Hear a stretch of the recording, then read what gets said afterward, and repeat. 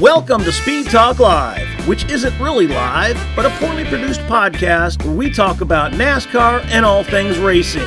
And occasionally we have a special guest or two, when we can get them to show up. Sit down, strap in, pull those belts tight. Speed Talk Live is on the air. Pace car is in. Green flag, green flag, green flag. Welcome everybody to Speed Talk Live. After a week off dodging hurricanes, we're back at it. I'm Greg Engel, editor-in-chief, cupscene.com. We got a lot to catch up because we missed a race. Well, I didn't miss it. We watched it, and I actually did miss a race because I wasn't able to make it to Charlotte. Thank you, Hurricane Milton. We're going to get to all that. We'll catch up on all the news. Joining me, as always, a guy who's always the eye of the storm when it comes to swimming in the pool, Owen Johnson, checking in from England. How are you, pal?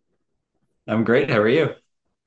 Good. So you're in England, and you're also a collegiate swimmer.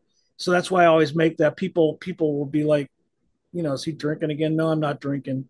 That was during the hurricane. Speaking of which, obviously, we did go through two hurricanes. Hurricane Helene came skirting up our coast a few weeks ago.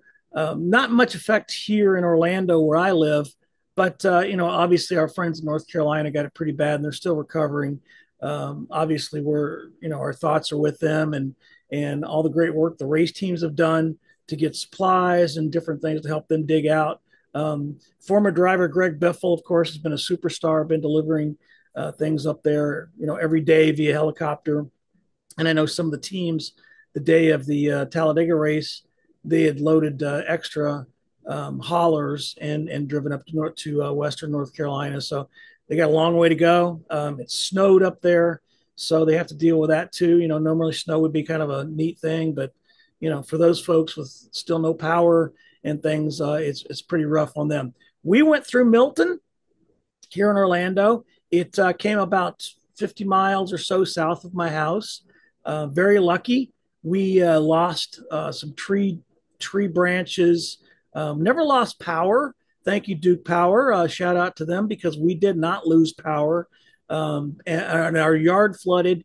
We kind of had a moat for a day or so, which was, kind of cool. I want to put on my armor and stuff. But it came through on Thursday. And then normally I would have been going to the Charlotte ROVAL Friday and have been there this weekend, but I didn't feel it was right.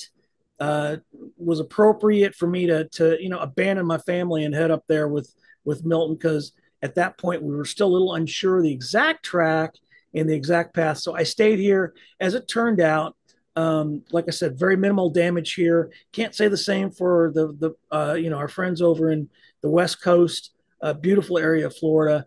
A lot of them got it a lot worse. And of course, Helene skirted the coast over there. So they have the double whammy of that. So we're feel for them.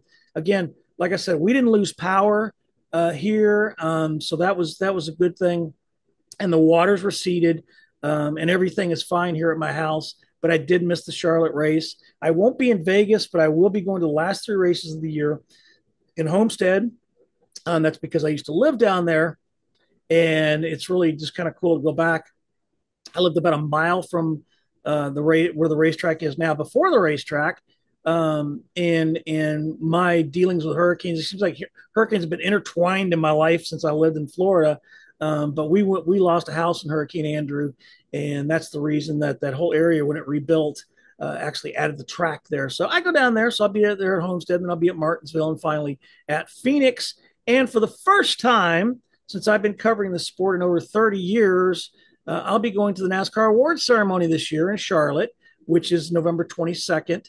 So the money I didn't spend going to the ROVAL, I'll spend it, and I'll give you a little behind the scenes for my first NASCAR awards ceremony in November. They're having it in Charlotte. I've never had any interest in going to Vegas for the awards ceremony, nor have I had any interest going to New York, for that matter. No offense against New York, I'm just not a huge fan of going to New York.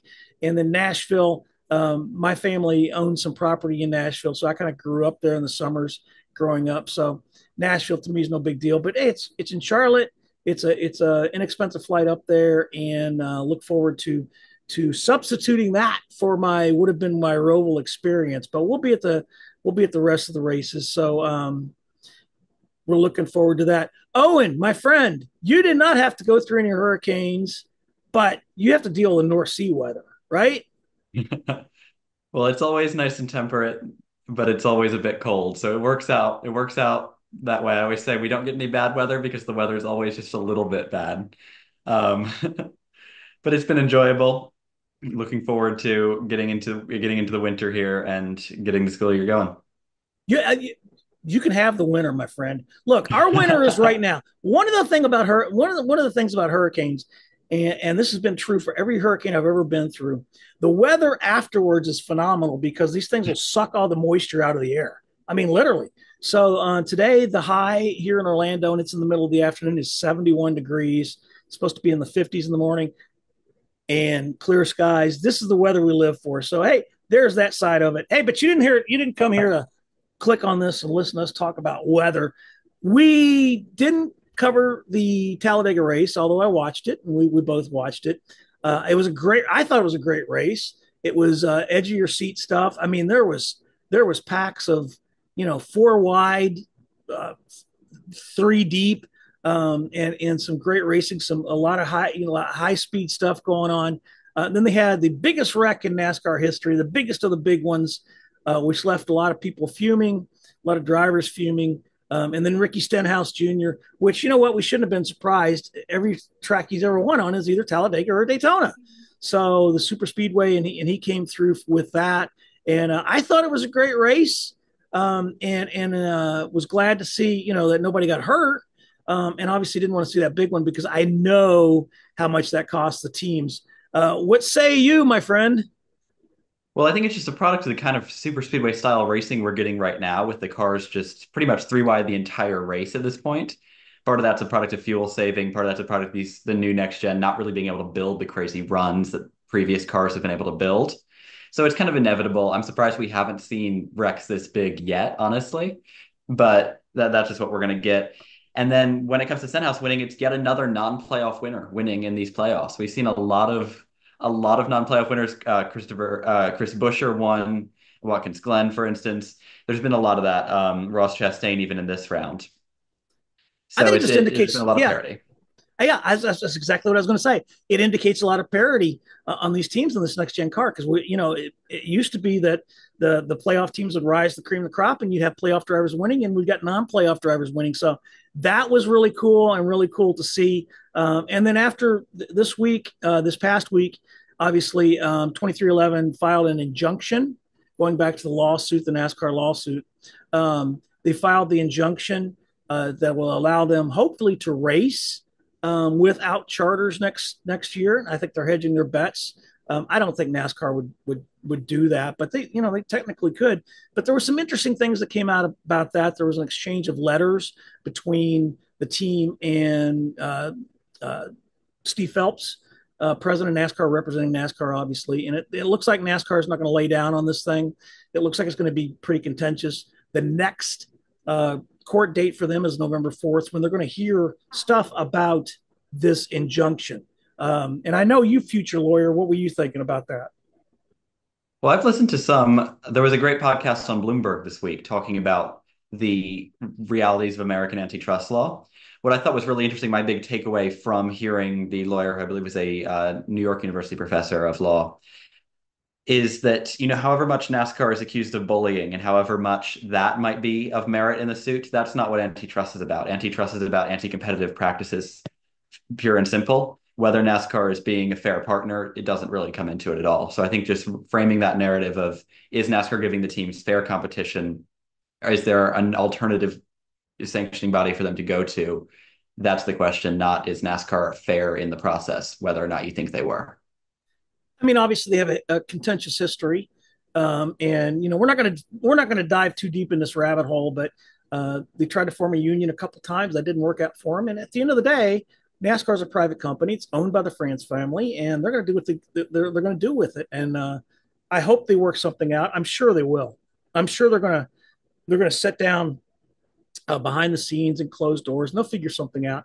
The thing that's going to be interesting to see is how that will affect the other teams that have signed the charter. Are they going to have to make changes? So it's still going on. And like I said, it's a rabbit hole that we could do a whole show on, especially with a smart kid lawyer we got over here. But yeah, it's the next shot has been fired, and November 4th will be the hearing on that. So the other big news, obviously, Hailie Deegan, who we haven't heard from in a while, moving to IndyCar, going to the Open Wheel Series, and she's signed for the NXT, which is like their Xfinity series in the IndyCar world. So we'll look forward to that and see how she does. I know you got some thoughts on Hailie Deegan's big move to IndyCar. Well, yeah, I think you're exactly right that it is the Xfinity series of the IndyCar ladder. It's the highest series on the road to Indy ladder, which is their sort of development series group.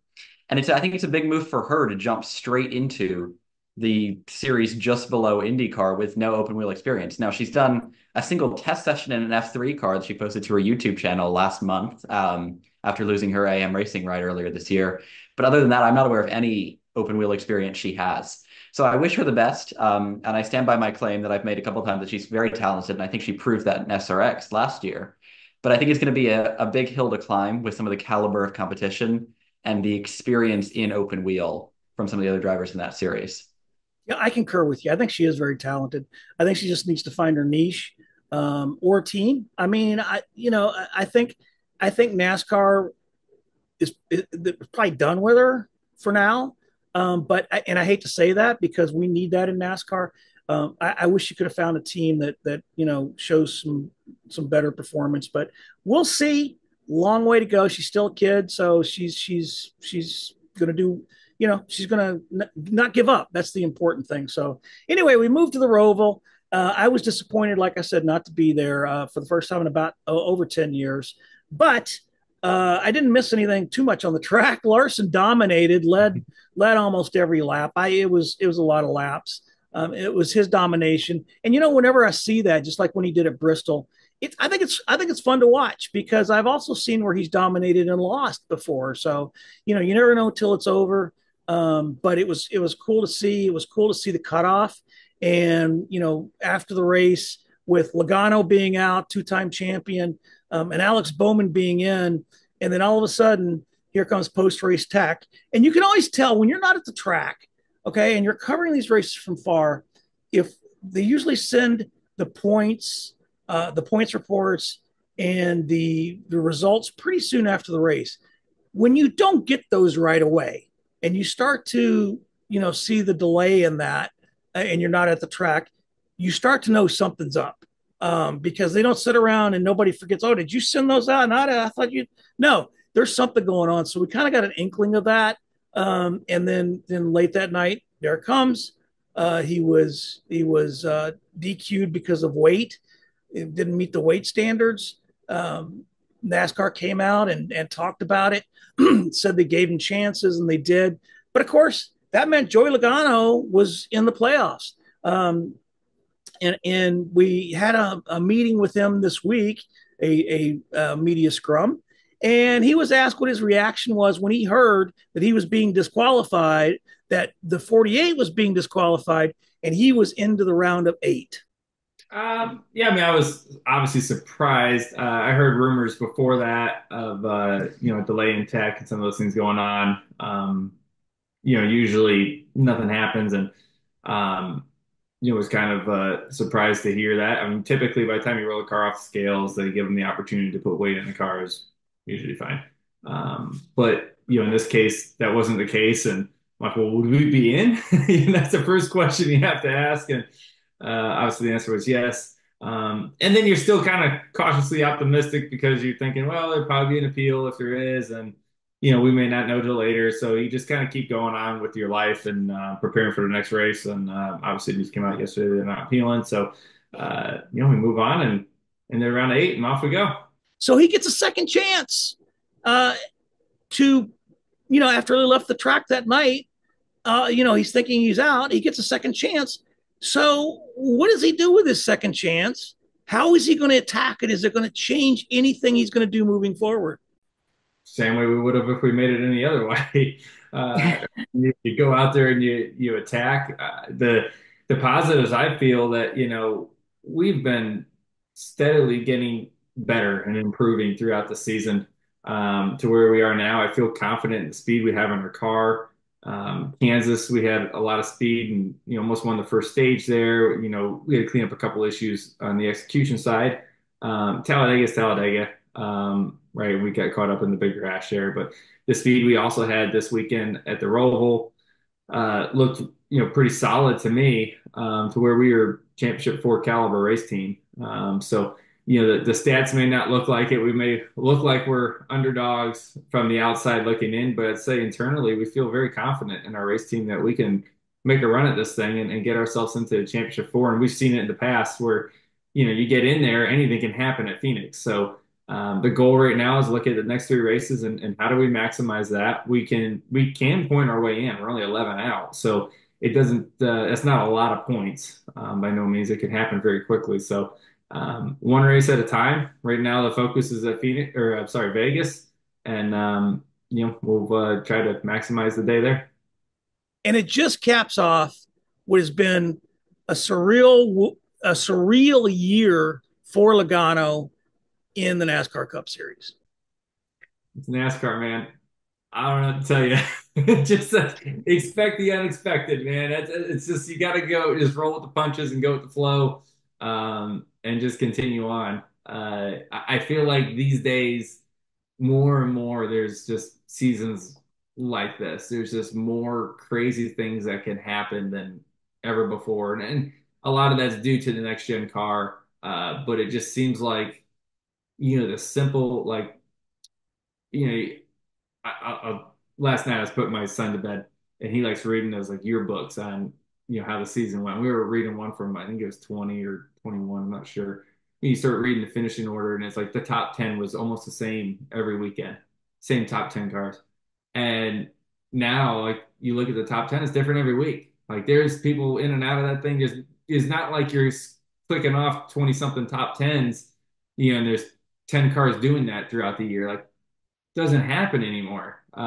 Just the game has changed. This car has completely changed everything that we used to know about NASCAR. And now, like I said, I just go with it because it's just the craziest things we do now, right? Even if like you look at just the way we race on the track, the tracks that we go to, you name it, it can happen. All right, Owen, what's your take on all this fun stuff? Well, I just want to wrap up the other drivers who were actually eliminated besides Alex Bowman. Obviously, it took a little bit longer to find because out he was on I this do have list. to mention, of course, the one thing, the caveat, I'm getting old. The one thing before we talk about who is out besides Bowman, they decided not to appeal, which I was kind of surprising to me, because Hendrick was going to have all four other cars in. Jeff Gordon said on Sirius XM satellite radio that they were pretty embarrassed by it. So something happened there. I don't think it was an intentional something to cheat. Something happened, and they decided not to appeal. Okay, we can talk about all the stuff you got because I know you're smarter at this stuff than I am. Well, we just got a list of the other drivers who were eliminated. So that is besides Bowman, Daniel Suarez, Austin Cindric, and Chase Briscoe. Cindric was able to put up a fight at the Roval. He finished fourth on the track, but he really kind of came in knowing he needed a win and just didn't manage to get that. Suarez was able to battle with some of the contenders kind of in the early laps, but he got taken out of contention with brake problems after getting big air over the curb in the backstretch chicane in a two wide fight with Bubba Wallace. And then Briscoe just never had a chance at COTA with the tire problems with the tire problem he suffered, and then steering problems that took him out of the race, and in a difficult week for him, out of the car entirely. But a strong playoffs for Briscoe, able to get in right at Darlington on the last possible chance and make it still into the round of 12. So talking about the disappointment for Briscoe and those other eliminated drivers, I still bet for all of it, I bet no one is quite as disappointed leaving the Roval as Parker Kligerman after the Xfinity Series race on Saturday. He was about to cross the line and see the one to go when NASCAR threw a caution for a car in the barriers that had hit about a half a lap earlier. And the caution came out within a few feet, just right before Kligerman was about to cross the finish line to start that last lap. Sam Mayer got the win, so good for him in the overtime, but really bad luck for Kligerman in his retirement season, going for that first Xfinity win, and not a great call from the officials in my book. I agree with that, but they also came out this week Elton Sawyer did come out this week on Sirius XM and said that they should have called it sooner. It was the angle that the car was under the barrier, and they didn't realize why, what was going on when they saw the unsafe condition and the car was under there. They threw it. So I think it was a good, it was a good call. The timing was terrible, but it was a good call in the end. I think it was done for safety. Kudos to NBC and CW in this case for replaying it and showing it exactly how close it was, but showing that the yellow did come out before he crossed the line by a clear margin. It wasn't by inches. It was by a couple feet. So kudos to them. But again, I'm like you, heartbroken for Parker Kligerman. It would have been such a great storybook chapter to his final season for sure. Yes, and it definitely should have been a caution, like you said, for the safety issue, if nothing else. Just a shame that it got called right there for Kligerman. But then just to wrap up, Charlotte, I thought the changes to the track that NASCAR made were really good. And credit to NASCAR, in addition to making the changes going in, to also reacting to driver concerns throughout the weekend and changing some of the corners by lowering the curb heights after the Xfinity race when the Cup drivers complained about the intensity of the hits. The hairpin turn 7, the biggest change, allowed for a lot of moves throughout the race. I was worried it was going to be something like turn 1 at Coda, where the field all bunches in together. But I thought that because it was midway through the lap rather than right at the start, even on the restarts, the field was able to get spread out. And so there was only one real bottleneck throughout the weekend with the car turned around going the wrong way. The rest of the time, it was just good moves, some intense racing, but good moves. And for someone who would generally rather go back to the Charlotte Oval, since the ROVAL has first appeared, I really enjoyed this race. I thought the intensity was high, and I thought it was overall good racing, especially on the new layout. Yeah, and I know most people, when they're talking about that was going to be a calamity corner, that turn 7, but it turned out not to be. It really was cool. And I'm like you. I think the intensity was ramped up. I think we could see 2 oval races at Charlotte a year. I think I'd be fine with that. But I also think that having the 600 in May and keeping the ROVAL in the fall makes both races more special. Obviously, the Memorial Day race, the 600, the longest race on the NASCAR schedule.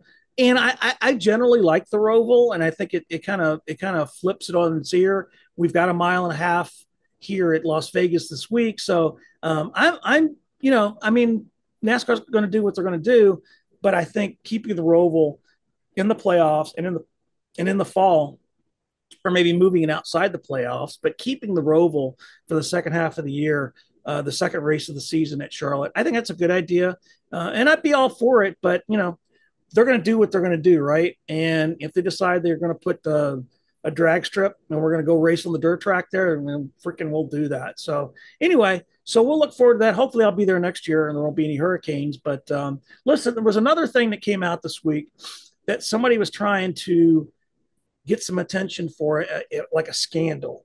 There was some talk about a team member at JGR was trying to shop intellectual property, which was some setups for cars around to different teams, and using that as a carrot on a carrot stick, trying to maybe get a better job somewhere. And listen, scandals in NASCAR, they happen, but they're not as big a deal as like F1. I covered F1 for a while, and there was drama over there like you wouldn't believe. In F1, if Lewis Hamilton didn't tie his shoe, it was a scandal. I mean, it was huge, and there was a lot of drama and stuff. NASCAR's never had that. Their culture is not such. Doesn't mean it hasn't happened. It has, but trying to make a scandal out of this, it could be, and it may become a big deal. There was also talk about the fins missing on the RFK cars at Talladega. We don't focus on that. So scandal, probably not. But it did happen, and something that could come about later. I'll tell you somebody who ran with this. Something that I'm starting to see more and more of in the media realm here around NASCAR that I haven't seen in a long I don't think I've ever seen are some of these what we call clickbait sites. And I'm not going to call them out because people can probably see who they are. Basically, they take content and repurpose it from sites. They've done it with ours. They've done it with The Athletic and NASCAR. and they try to make it very clickbaity, and they try to make it sound like there's this big deal, this big scandal.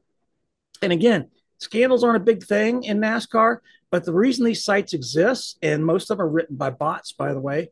And what happens is they're just trying to serve ads. They're trying to get page views. They're trying to serve ads so they can make money. And it's annoying the hell out of me, to be quite honest.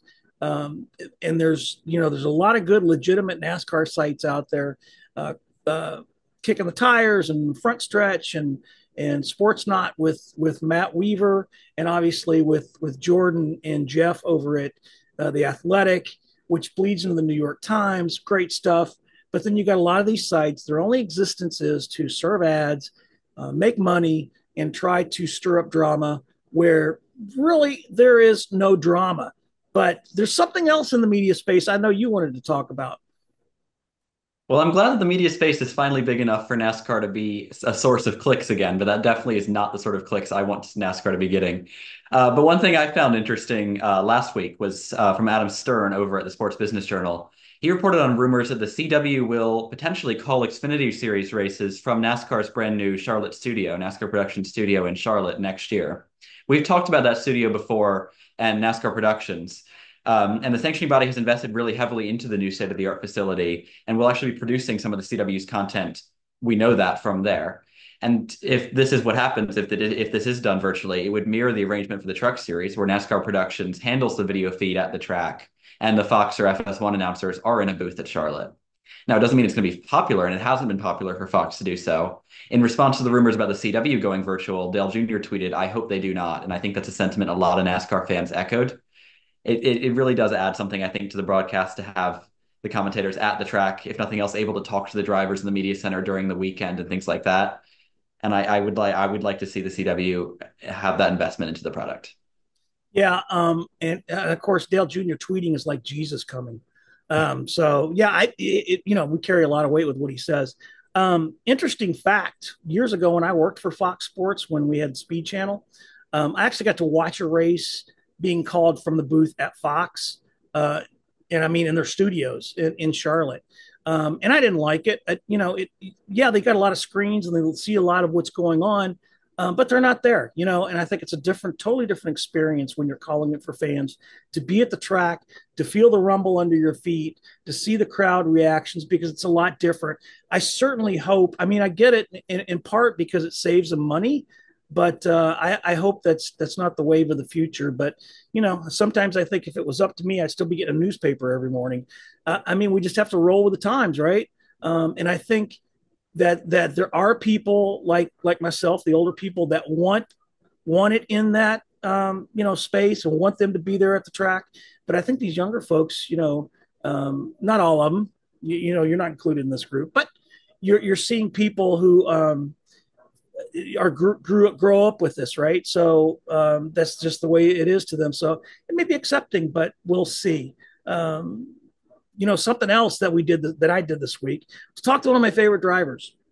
I got some time to spend with Bubba Wallace, and of course, the biggest life change he's had is the addition of his son.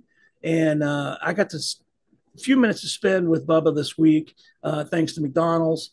But here's my interview with Bubba Wallace, again, one of my favorite drivers, and I was eager to talk to him to see about how he felt about becoming a father.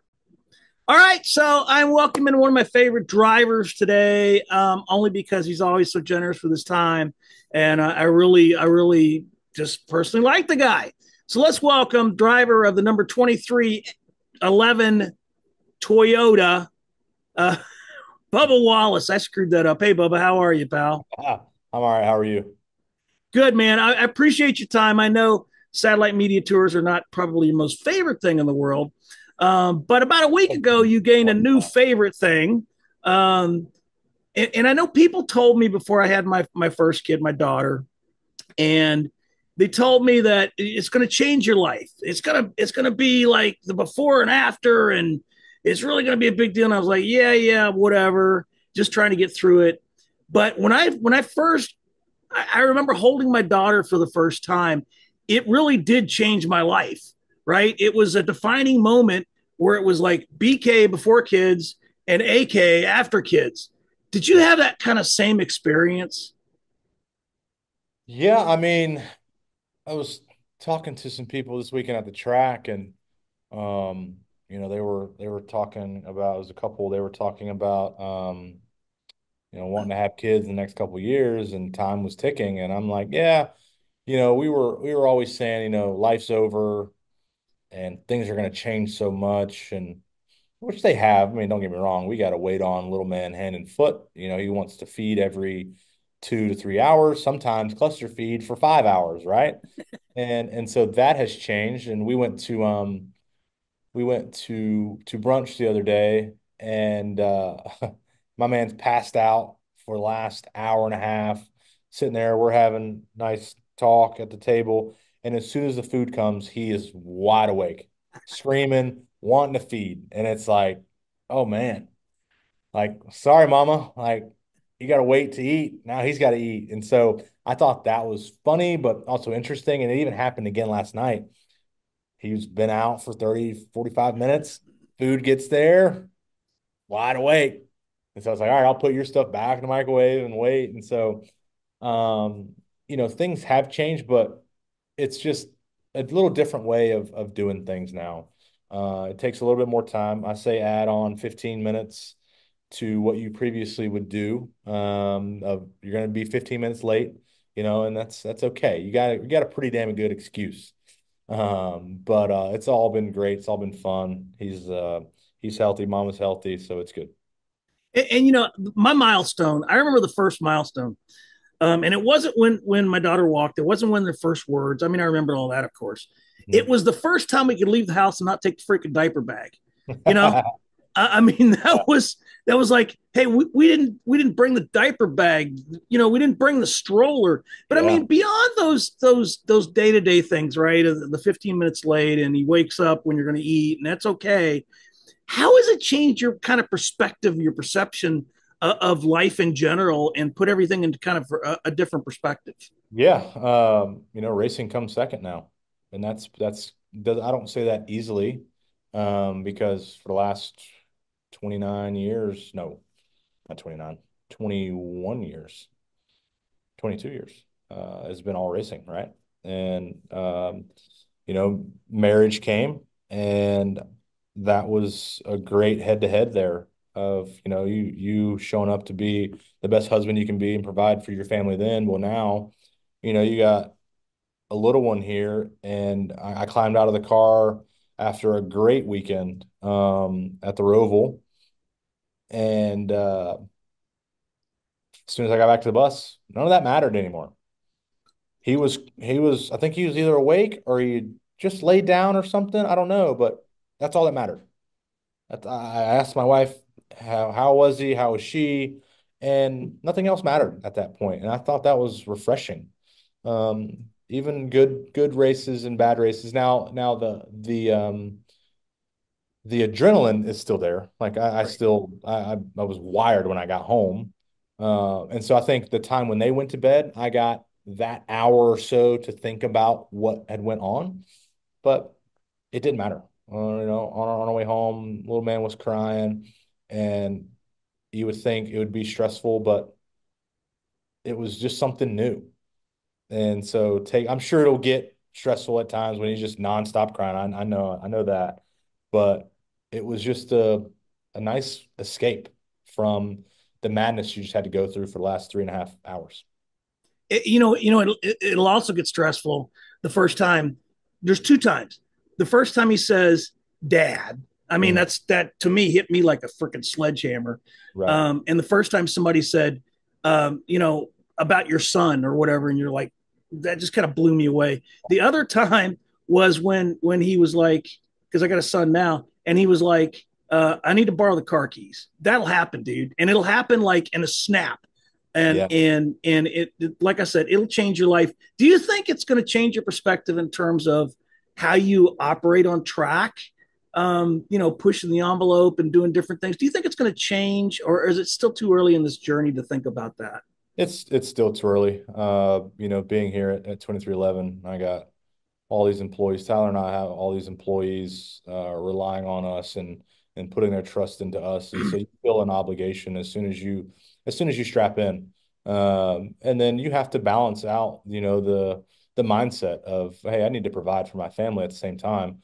But at the same time, I'm being relied on by a lot of people to go out here and give it my all. And so for me, the idea of competing and the process of competing has not changed a bit. Still love to compete no matter what it is. And so I don't think that flame will burn out anytime soon. So I'm just excited to continue to show up to the racetrack. I think the days leading up to it is definitely different. I have obviously a lot going on with little man, so it changes how much you're involved, but it doesn't change how much you show up and give that 110% effort each and every weekend. I love how you call him little man. That's really cool. Yeah. We all have our own thing, but let's talk about this sponsorship thing. Yep. I mean, McDonald's, great sponsor. I've seen you work the drive-throughs, and they're doing some cool things. You got executives you meet at the track and all that. I think it's cool because I've volunteered in the Ronald McDonald houses before, and it's just such an impact to see those families. So how cool is it to be able to use this sponsorship to give back to them in a way as they get ready for this 50-year anniversary? Yeah, nothing more powerful than giving back. And so as soon as you realize that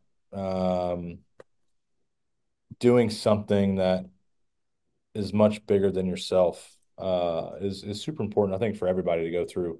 And unfortunately, a lot of people don't get to go through that, and they miss out on that perspective of life. But being able to be partnered with McDonald's for the last 7 years, being able to do a lot of cool things, visit a lot of Ronald McDonald houses, interact with a lot of families, and make them feel special and welcome. And some are kind of hesitant because they don't know what to expect, right? But I think doing this, giving some families the opportunity to feel a part of something other than being stressed out with their children's health care, right? It's like, hey, we get to go be a part of a race and a team and watch your car that you designed or whatever it may be that you touched and you had inspiration on go out and compete and hopefully do the best. Hopefully our car wins. Obviously that would be great. But it's humbling to be able to go through all of that, and to represent the Pride family for us, fellow family from Alabama is really special for us. The car looks great, 50th anniversary for MHC. It's just a lot of good things are piling on top of each other to make for a really impactful weekend that the whole sport, almost the whole sport, I think 75% of the sport is involved with, which I think is great for our first year of trying this out and seeing how it would go, is really, really cool. I'm looking forward to getting the word out. Yeah. Excuse me. I'm looking forward to being at Homestead, Miami. I'll be there. That's my track. I used to live about a mile from there, but that's a story for a different day. So I can't wait to see it in person. Can't wait to see you in person, and maybe get a glimpse of little man. Yeah. That is He really won't be there. cool. It's too far for him. Maybe next year. We'll get him down there. That's right. Bubba Wallace, I appreciate. Thanks for your time. I know for lunch today I'm going to go have some McNuggets so we can round up and add some of that because the Ronald McDonald House is awesome, dude. I was supposed to tell you to do that, but you said it already, so you made my job easier.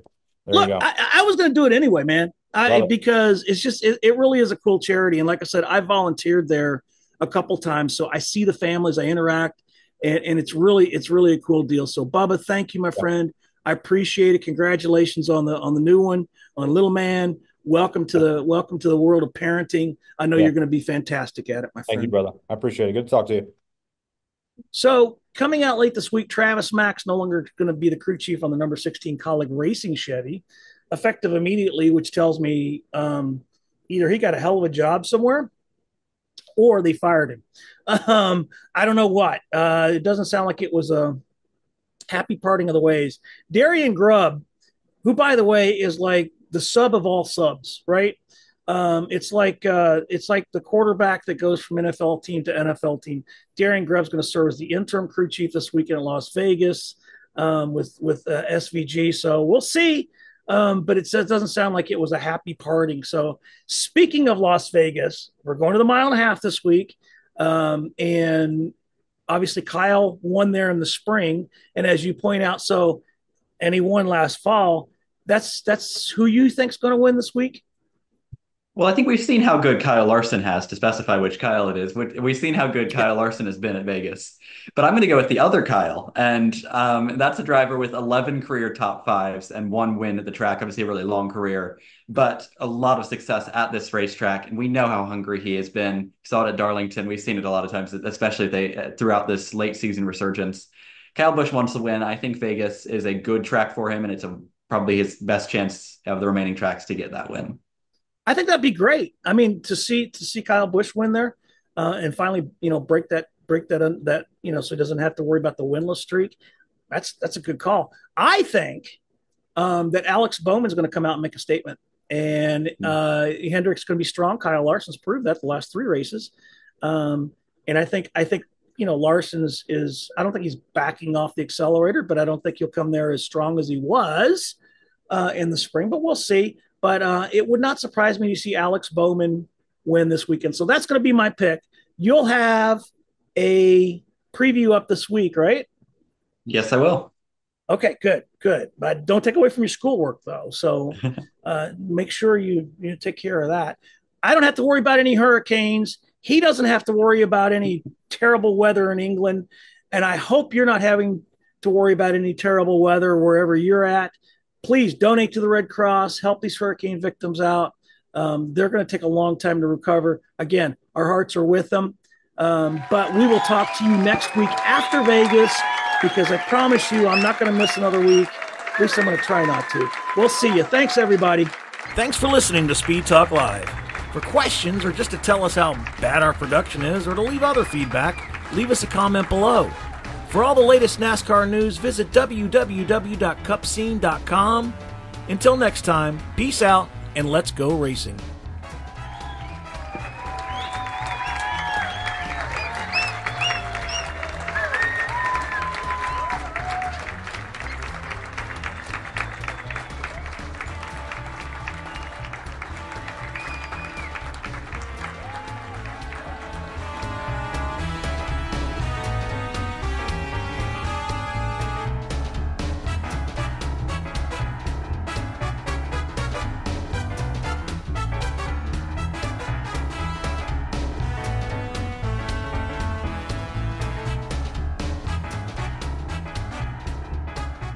All right, there's the checkered flag. Great job, driver.